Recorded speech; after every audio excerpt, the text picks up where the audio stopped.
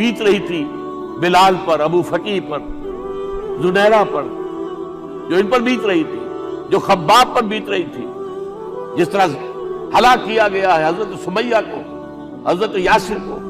یہ ساری تکلیفیں انہیں بھی تھی، لیکن کیا اس کا یہ بالواسطہ ایذا محمد کے لیے نہیں تھا صلی اللہ علیہ وسلم؟ آپ کے ساتھ ہی آپ نے جان ساتھ، لیکن آپ ان سے بھی کیا کہیں، فصبروا فصبروا فصبروا۔ جب ابو جہل بدترین ٹارچر کر رہا تھا حضرت سمیہ اور حضرت یاسر کو رضی اللہ تعالیٰ عنہ، آپ کے علم میں ہے کیسی کیسی ٹارچر ہوئی؟ جوان بیٹے کو باندھ دیا ایک ستون کے ساتھ، اس کی نگاہوں کے سامنے برہنہ کیا ہے ماں کو،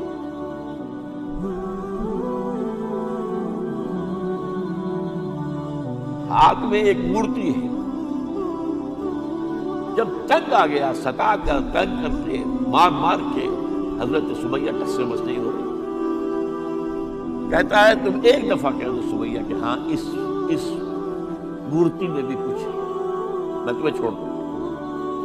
انہوں نے تھوک دیا، برچھا مارا شرمگاہ کے اندر۔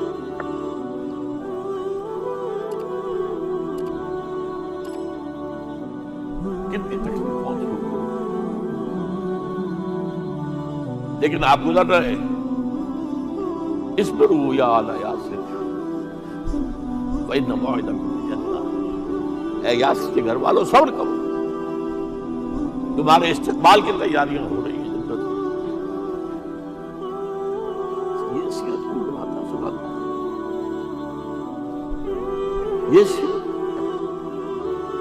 یاسر کے ساتھ کیا کیا ہے، 4 اونٹ نر سانڈ، اور ان کے ساتھ رسے باندھ کر ایک رسی سے ان کا ایک بازو باندھا، ایک سے دوسرا بازو، ایک سے ایک ٹانگ، دوسرے سے دوسری ٹانگ، انہیں دوڑایا ہے کہ پرکھتے ہوئے جیسا۔ یہ دین ایسے ہی قائم نہیں ہوا،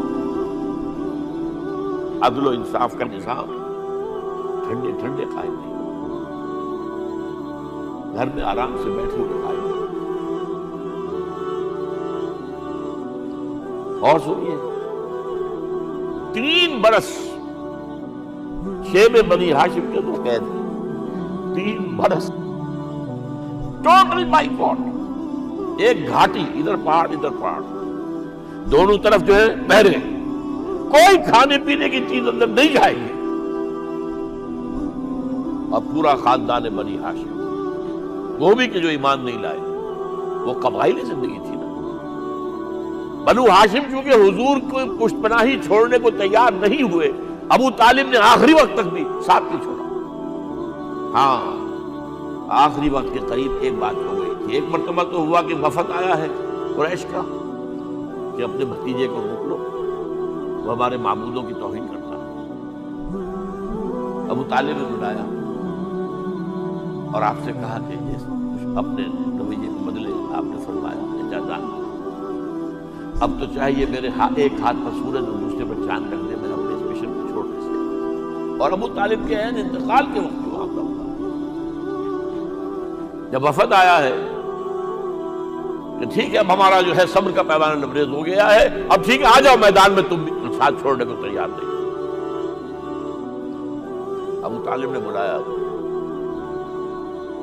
بھتیجے مجھ پر اتنا بوجھ نہ ڈالو جو میں برداشت نہ کر سکوں۔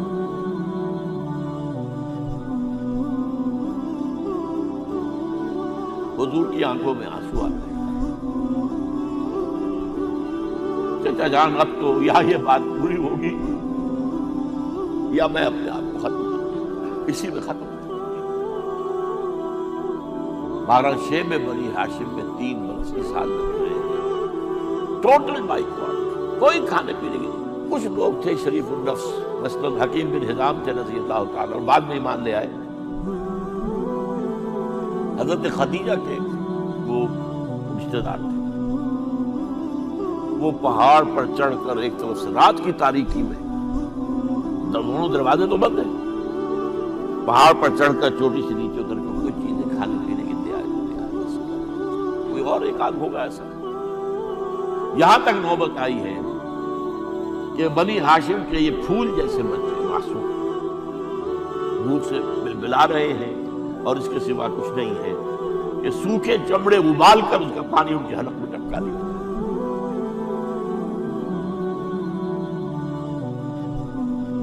اور جو ہوا وادی طائف میں، جب مکے والوں نے فیصلہ کر لیا کہ آپ قتل کر دو، ابو طالب بھی فوت ہو چکے، اب کوئی اندیشہ نہیں، کوئی خانہ جنگی شروع نہیں ہوگی، کوئی انٹرا ٹرائبل وار نہیں ہوگی، تو آپ طائف گئے، شاید وہاں کے 3 سردار تھے بڑے، اور یہ طائف اصل میں قریشی کا سمجھیے کہ یہ ان کا گرمیوں کا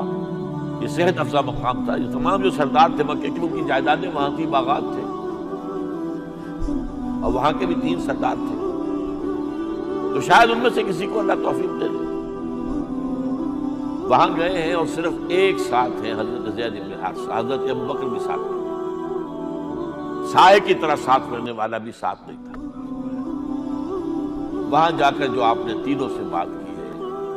تینوں نے وہ باتیں کہی ہیں جو کلیجے کو چیر جائیں، اور اس میں کیا ہو رہا ہے، اسٹریٹ ارچنز جو کہلاتے ہیں ہمارے ٹھوکرے گلیوں کے، انہیں اشارہ کر دیا ذرا ان کی خبر لو، اب وہ پتھراؤ کر رہے ہیں۔ جیسے ہمارے ہاں کوئی آ جاتا ہے، کوئی نیم پاگل یا کوئی اور کسی طرح کا مست قسم کا آدمی، اور اس کے اوپر چھوکرے چاروں طرف ہو اور ستا رہے ہو، یہ نقشہ تھا، اور طائف کی گلیاں تھیں، اور محبوب رب العالمین تھے۔ ادھر سے پتھر آ رہے ہیں تو زید بن حارثہ رکاوٹ بن گئے، لیکن پیچھے سے آ رہے ہیں، وہ کیسے روکیں گے؟ پیچھے جاتے ہیں تو ادھر سے آ رہے ہیں، جسم لہو لہان ہے، خون رس رس کر زخموں سے جوتیوں میں آ کے جم گیا ہے۔ پھر وہاں سے آپ نکل کر گئے، ایک باغ میں تھوڑی سی پناہ لی ہے تھوڑی دیر کے لیے، جوتے بڑی مشکل سے اترے ہیں، خون جمع ہوا، اور وہ جو پھر دعا نکلی ہے آپ کے کلیجے کو چیر جانے والی ہے، اللہم الیک اشکو ضعف قوتی وقلت حیلتی وحوانی علی الناس، اے اللہ تیری جناب میں فریاد لے کر آیا ہوں، اپنی قوت کی کمی کا، اپنے وسائل کی کمی کا، اور لوگوں میں جو رسوائی ہو رہی ہے، الی من تکلنی الی بعید یتجہمنی او الی عدو ملکت امری، مجھے کس کے حوالہ کر دیا ہے، مجھے دشمن کے حوالے کر دیا جو چاہے میرے ساتھ کر گزرے۔ لیکن پھر مقام عبدیت کا ضرور ہوتا، ان لم یکن علی غضبک فلا ابالی، اے اللہ اگر تو ناراض نہیں ہے، مجھے اندیشہ یہ ہو گیا کہ کہیں تو ناراض تو نہیں ہو گیا، کہیں تو نے میرا ساتھ تو نہیں چھوڑ دیا، اگر تو ناراض نہیں ہے تو مجھے کوئی پرواہ نہیں ہے، جو ہو سو سر تسلیم خم ہے جو مزاج یاد ہے۔ واپس آئے ہیں تو مکے میں داخل نہیں ہو سکتے، وہاں تو قتل کا فیصلہ ہو چکا ہے۔ بہرحال یہ چند باقی میں نے آپ کو بتائی، باقی تو یہ کہ تار سور ہے کیسی کیسی، اور پھر غزوہ بدر سے پہلے کی رات ہے، اور وہ آپ کا زندگی کا طویل ترین سجدہ ہے، اس میں جہاں تک یہ الفاظ بھی آپ نے کہہ دیا، اللہ اگر کل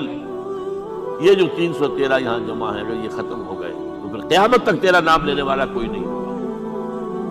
میں آخری رسول اور میری یہ 15 برس کی کمائی ہے۔ اس وقت کہا حضرت ابوبکر دو پیردار کی حیثیت سے کھڑے تھے، حسبک حسبک، حضور بس کیجیے بس کیجیے۔ بہرحال بدر ہے، احد ہے، زخمی ہوئے، دندان مبارک شہید ہوئے، خون اتنا بہا ہے کہ بے ہوش ہو گئے ہیں، اور خبر تم نہیں ہے کہ آپ شہید ہو گئے، یہ سب کچھ، اور سب سے بڑھ کر حمزہ کی لاش سامنے آئی، کیسی لاش، ناک کٹی ہوئی ہے، کان کٹے ہوئے ہیں، پیٹ چاک کر کے کلیجہ چبایا ہوا، کس طرح برداشت کیا ہوگا آپ اپنے اوپر تاریخ کر کے دیکھیں۔ یہ حمزہ کون ہے؟ چچا ہے، دودھ شریک بھائی ہے، خالہ کا بھائی، ساتھ کا کھلا ہوا ہمیولی ہے، اور اس کی لاش ہے۔ جو قلب اطہر پر بیت رہی تھی وہ مدینے میں آ کر ایک بڑا ماحول بدلا ہوا تھا تب وہ بات سامنے آ گئی، تو مختلف گھروں سے عورتوں کے بین کرنے کی آوازیں آ رہی تھی، اس لیے کہ اس وقت تک بین کرنا حرام قرار دیا گیا تھا، ممنوع نہیں تھا۔ آوازیں سن کر حضور کی زبان مبارک سے نکل گیا، اما حمزہ تو فلا بواکی لہو، ہائے حمزہ کے لیے تو کوئی رونے والی بھی نہیں ہے۔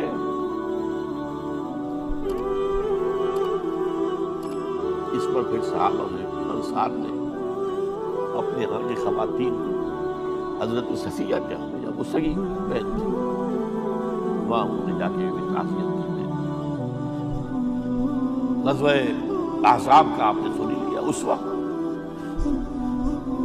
رسول پر نمل کیا کیا باتیں لوگوں میں مشہور ہو گئی۔ وہ اسوہ کیا تھا؟ جب خندق کھودنے کا فیصلہ ہوا ہے تو خندق کھود رہی ہے، حضور بھی لگے ہوئے، بھاری بھاری پتھر اٹھا کر کندھے پر لا کر باہر پھینک رہے، پتھریلی زمین تھی، ایک پتھر کسی سے ٹوٹا نہیں تھا، حضور نے جو ہے 3 دفعہ جو اس کی ضرب لگائی تب ٹوٹا ہے۔ لیکن یہ کہ کئی دن کے فاقے ہو چکے تھے، کھانے میں کچھ نہیں، پورا محاصرہ تھا، 12,000 کا لشکر گھیرے ہوئے، یہاں تک کہ آپ کو معلوم ہے کہ گھروں کے اندر بیت الخلا تو نہیں ہوتے، باہر جاتے تھے قضاء، اس کا کوئی امکان نہیں۔ شدید ترین آزمائش جو ہوئی ہے اس کا نتیجہ ایک طرف یہ نکلا کہ منافقین کا نفاق ان کی زبانوں پر آ گیا۔ قرآن مجید میں ہے یہ انہی آیات میں، ما وعدنا اللہ ورسولہ الا غرورا، ہمیں تو اللہ اور اس کے رسول نے دھوکہ دے کے مروا دیا۔ ہم سے کہا تھا کہ قیصر و کسریٰ کے خزانے تمہارے قدموں میں آئیں گے، اور حال یہ ہے کہ اب رفع حاجت کے لیے باہر نہیں جا سکتے، کھانے کو کچھ نہیں۔ اس وقت کچھ صحابہ آئے ہیں حضور صلی اللہ علیہ وسلم سے، دیکھیے فاقے سے کمر پوری ہوئی جا رہی ہے، ہم نے اپنے پیٹوں پر پتھر ڈالے، چادروں کے ساتھ پتھروں کسا ہوا تاکہ کمر سے گرے۔ حضور نے اپنا کرتا مبارک اٹھا کر دکھایا، 2 پتھر، یہ ہے اس وقت، یہ ہے آپ کی سنت، آپ کا اسوہ حسنہ۔ لیکن اس اسوہ حسنہ سے فائدہ کون اٹھا سکتا ہے؟ لقد کان لکم فی رسول اللہ اسوۃ حسنۃ لمن کان یرجو اللہ والیوم الآخر وذکر اللہ کثیرا۔ اسوہ تو اپنی جگہ ہے، قرآن میں ہدایت سب کے لیے، ھدی للناس، لیکن فائدہ اٹھائیں گے صرف متقین، ھدی للمتقین، ہے سب کے لیے، اسوہ سب کے لیے ہے، لیکن استفادہ وہی کر سکے گا جو 3 شرطیں پوری کرے: اللہ اور یوم آخر پر ایمان اور اللہ کا ذکر